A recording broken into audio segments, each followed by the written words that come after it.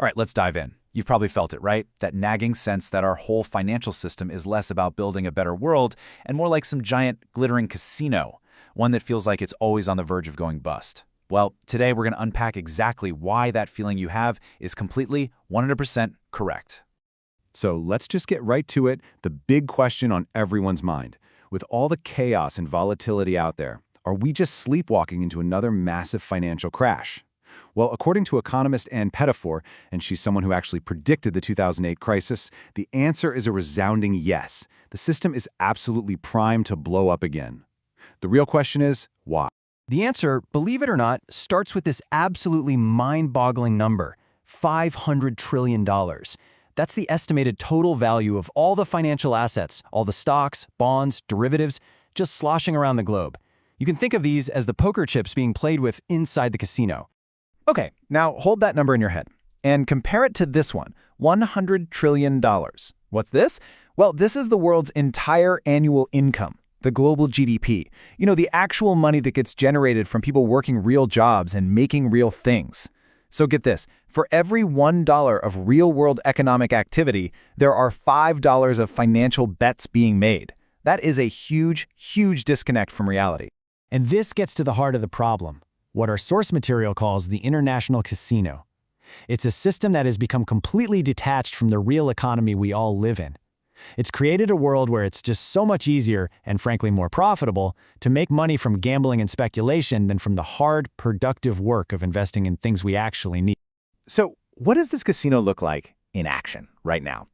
Well, the biggest, highest stakes game happening on the floor is the massive bubble forming around artificial intelligence. It's a perfect, almost textbook example of this speculative madness.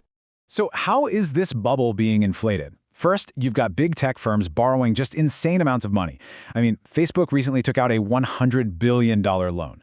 Then they use accounting tricks to hide that debt off balance sheet, making the company look way healthier than it actually is. And here's the kicker.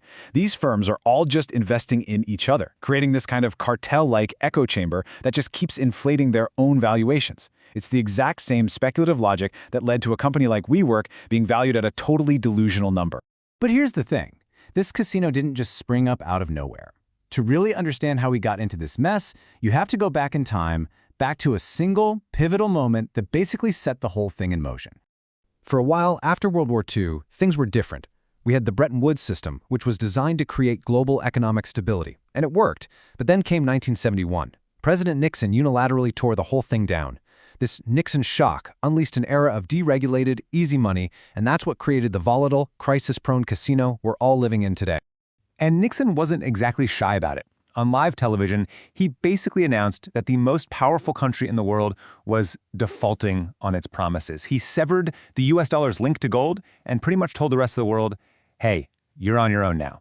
Just like that, overnight, the stable architecture of global finance was just gone. But here's the most crucial part of this whole story. It didn't have to be this way. We actually have a blueprint for a better system. Before the casino, there was a period of incredible stability that economists from across the political spectrum, left and right, still call the Golden Age. I mean, just look at the difference. During the Golden Age, finance actually worked hand in hand with democratic governments. The result? High employment, lots of investment, stable public finances. We didn't have these huge debt crises. Now contrast that with the casino era we're in now. It's all about speculative bubbles, and that all too familiar pattern where Wall Street keeps the profits and we, the public, get stuck with the bill when it all goes wrong. So how on earth did it work so well? Well, it was a pretty simple model called tandem governance. Basically, the elected politicians, the people we vote for, would set the big picture goals for society, things like full employment or building new infrastructure. And then the job of the financial experts at the central bank was simply to use their technical skills to make those goals a reality, mainly by keeping borrowing costs low for the public good. Simple, right? Okay, I know this can all feel a little abstract, a little out there, but this system directly impacts one of the most important things in your life, your retirement savings. So let's bring it home. Where does your pension fit into this giant global casino?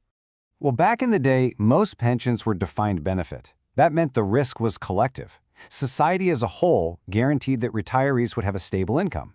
But today, most of us have defined contribution plans like a 401k. And what that does is it privatizes all the risk. Your life savings are thrown right into the casino, exposed to all that global volatility. And when the market tanks, the losses fall squarely on you, the individual, not on the big financial firms managing the money. So yeah, it's a pretty terrifying setup, but the key thing to take away from all this is that we are not helpless. The solution, the way out of this mess, is all about us, the public, reasserting democratic control over this out-of-control financial system. Now, the single biggest obstacle we face is something called pretend powerlessness. This is when our elected politicians throw up their hands and say, "Oh, finance is just too complicated for us to manage." And then they hand over all the power to unelected, unaccountable technocrats at places like the Federal Reserve. They basically disarm themselves so they don't have to be held accountable for the economy.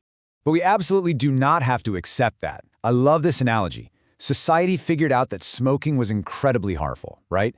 And we made a collective, democratic choice to regulate it. We didn't just leave it up to the tobacco companies to figure it out. Regulation isn't some boring bureaucratic thing. It's a choice we make to prevent harm. And we can and should make that same choice about the financial casino. And that gives us a really clear path forward. It's actually a model that's worked before, with huge campaigns like Jubilee 2000 that got $100 billion of debt canceled. It's 3 steps. First, we have to educate ourselves on how this system really works. Then, armed with that knowledge, we agitate, we empower ourselves, and we demand change. And that, finally, is what leads to the transformation of the system itself. Because at the end of the day, that's what this is all about. The chaotic, unstable financial system we have today was not an accident of nature, it wasn't inevitable, it was the direct result of a political choice made back in 1971. And that means we, all of us, have the power to make a different choice now. The only question left is, what are we going to choose?